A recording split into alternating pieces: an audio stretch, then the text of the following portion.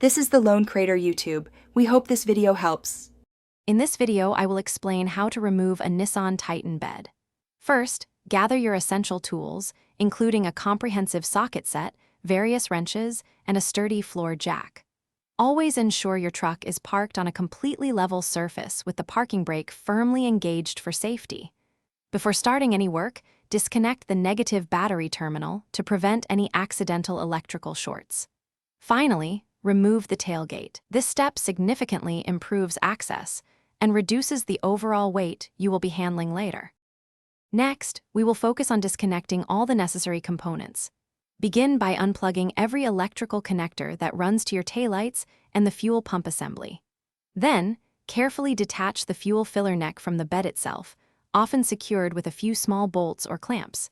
Be sure to disconnect any ground straps or wiring harnesses that are still attached to the bed structure. Double-check for any aftermarket accessories that might also be wired to the bed. Now, it is time to tackle the bed mounting bolts. You will typically find 6 to 8 main bolts securing the bed to the truck's frame. These are usually located along the frame rails, accessible from underneath the truck. If any bolts are particularly stubborn, apply a generous amount of penetrating oil and allow it to soak for several minutes. It is crucial to ensure every single one of these bolts is completely removed before you attempt to lift the bed. Finally, we reach the critical step of lifting the bed.